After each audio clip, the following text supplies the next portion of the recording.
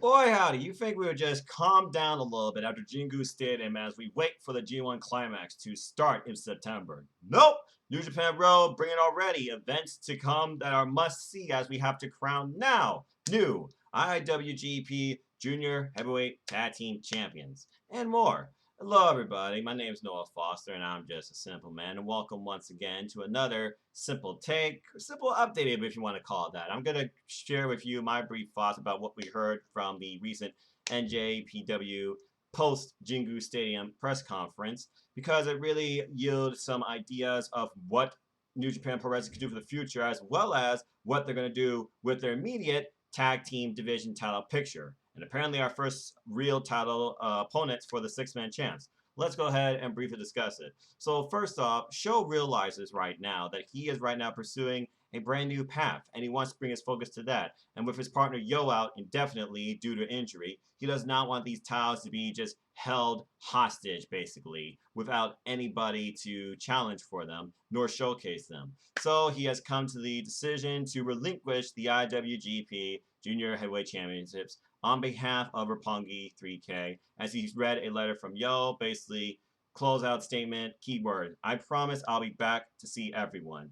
But again, it's important when Yo comes back, they pursue those, but Sho has other priorities right now he needs to focus on. Will he be part of the G1? Could he be a six-man, never overweight champion? What else does the future hold for Sho? We'll have to wait and see.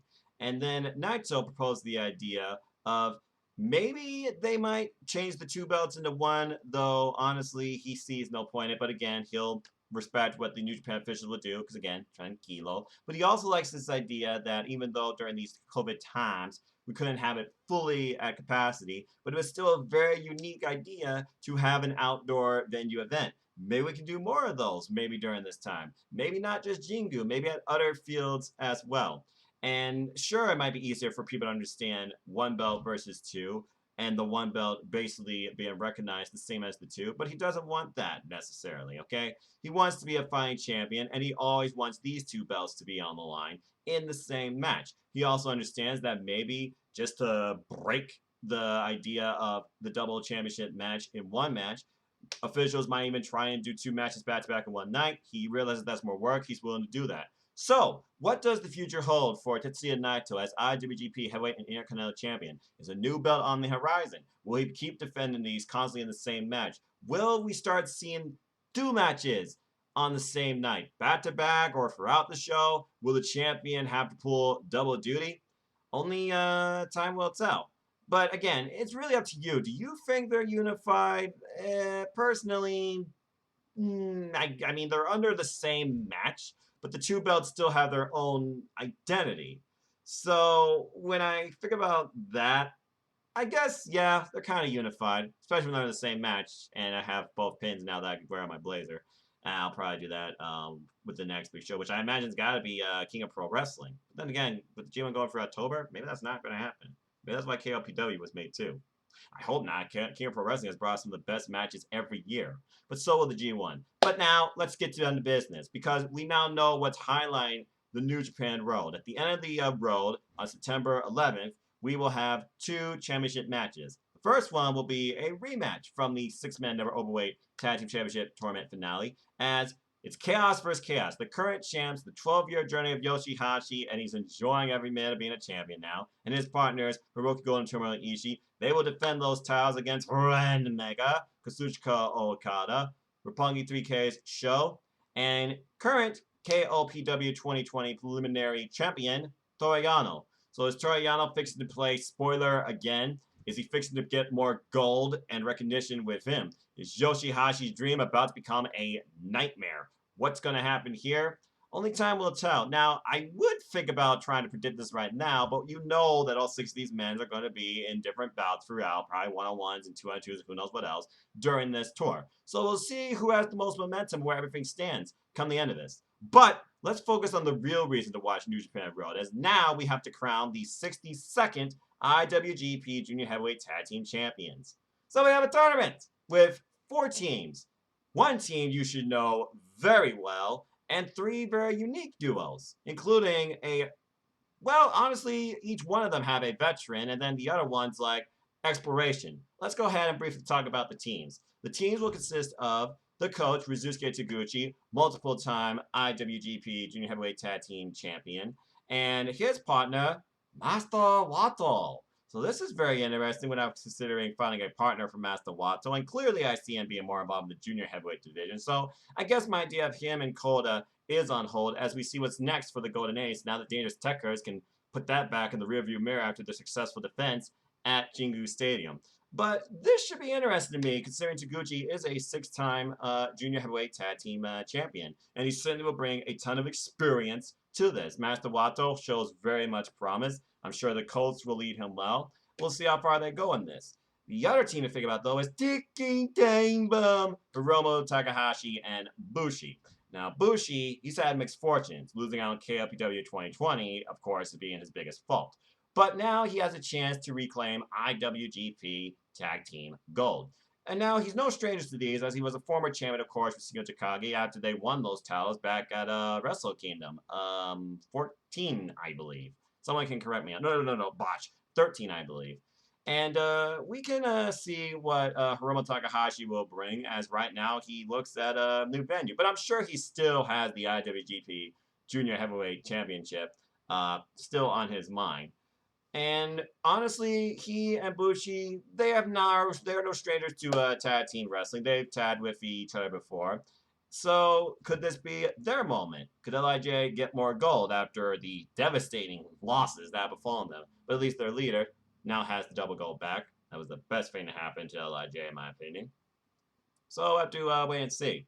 And then we have this duo of Taiji Ishimori and Gedo. Taiji Ishimori, the new IWGP Junior Heavyweight Champion, after defeating Hiromu at Jingu Stadium in quite an aggressive, dominant bout. And of course, Taiji, he has held the gold before with his former partner ELP, but due to the global circumstances, ELP cannot be his partner. And to think, ELP and Taiji Ishimori ruled the better half of 2019 for the Junior Heavyweight division. But now, can he, and a master manipulator, and despite what y'all might think of him now, he is still one of the all-time greats in junior heavyweight tag team wrestling. Can he and Gedo claim the gold for Bullet Club? I don't know, but it certainly will be very interesting, and I'm sure ELP will be watching from afar as well as Jay White and Gino Gambino. But let's be honest, folks. You know why I'm here. You know what I'm about. You know I am all about one faction, and these guys are not only one of the best duos in junior heavyweight tag team wrestling, but formerly they had one of the best reigns of the last decade plus at 304 days, as again, they went into Wrestle Kingdom last year as the IWGP Junior Heavyweight Tag Team Champions. Not to mention, last year at the World Tag League, they took Roppongi 3K to the limit in the finale, and even in a follow-up rematch for those titles after falling out of the World Tag League tournament as well. And I feel that definitely they can take it here. As former KLPW competitor and a person who already has a win over the Grand Master, El Desperado and Yoshinobu Kamaru finish out the field of 4 teams. And honestly, if this team's not your favorite, I don't know what's wrong with you. Again, they are 3-time IWGP Junior Heavyweight Tag Team Champions, Kamaru is. Again, with his most successful reign with El Desperado. And they literally held it, according to what I read on Cage Match, the last reign was over 300 days. And again, Yoshinobu Kamaru, one of the best in junior heavyweight wrestling, over 23 years of experience. This is a huge opportunity for Suzuki-gun, and I'm sure there'll be a lot of drinking involved. He also might be a little active as well, but he doesn't mind teaching Master Wato more lessons, and I'm sure the rest of the junior heavyweight division as well, because again, you got the gold, hey, that's more drinking money. So with that being said, let me talk to you briefly about how this is going to go down. There will be, of course, round-robin type matches with all 4 of these teams throughout the New Japan Tour. We got September 6th, September 5th, and September 9th. And of course, our champions will be crowned on September 11th, which I imagine is the end of the tour, and probably when we're going to learn, if not that day, or even during this time, but I imagine afterwards, are blocks and participants for G1 Climax 30, which again starts September 19th. So happy September 1st, folks. As New Japan Pro Wrestling, we're just getting started now. We have to determine what's going to happen ahead during the fall season. Who will be KLPW's 2020 first challenger to the preliminary champion? Will the 6-man gold change hands? And who will lead the IWGP Junior Heavyweight Tag Team Division as champions? Just telling you right now, my pick it's freaking Suzuki-gun. I'm picking El Desperado National Calamaro to win this thing. And I feel like there's going to be a lot of interesting feuds bit out of this and some really great tag team matches to come.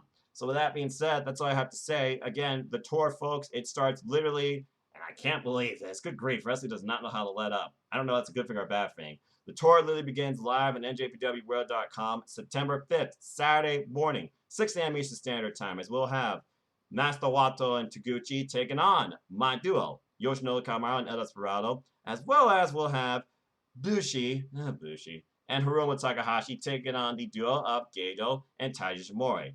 The action will follow up the following day on September 6th, that's Sunday for those that want actual days, 2 a.m. Eastern Standard Time. We'll have Suzuki-gun taking on Bullet Club. I'm just telling them my factions now. And NJPW main unit taking on LIJ, respectively. And then we get a little bit of a breather, so I'm just going to leave you with that for now. And of course, I will be back with Sybil Takes Fall on these shows as well. But that's all I have to say for now. Thanks for tuning in. As always, support WrestleJoy, support NoDQ, support Sports Pro Wrestling for all the statistical analysis when it comes to New Japan Pro Wrestling. Greatly respect you. Hi, Chris Samsa. And as always, I'd like to close Important Pro Wrestling because that's the heart of it. Let's keep growing this incredible, diverse, unique, elite, authentic, unscripted, unrestricted wrestling community together. Simple as that. And with that being said, please like, share, subscribe, comment, tell a friend. Take care. Enjoy live. Tomorrow's never guaranteed. Treasure your families. Enjoy wrestling. Find somebody or something or some promotion that connects with you. I will be back later this week with all out predictions, coverage, and of course a review, courtesy of my AEW Spark series, and that will continue going forward. I'll see you on the live Simple Chat, of course, Friday evening, 6 p.m. Standard Time. And who knows what else I explore more with this channel as I approach my, I think, 3-year anniversary in October. But until the next video, just enjoy the rest of your Tuesday evening as I am done here recording this 5:05 p.m. Eastern Standard Time, preparing for Impact Wrestling, AEW Dark, and NXT's Super Tuesday. A lot of wrestling ahead, and we're just getting started as we once again continue to see what New Japan Pro Wrestling brings, and the rest of the industry with that too. Can't wait for NXT UK to come back. September 13th, so excited. Alright, folks, I'll see you next time. Koki Genyo, sayonara.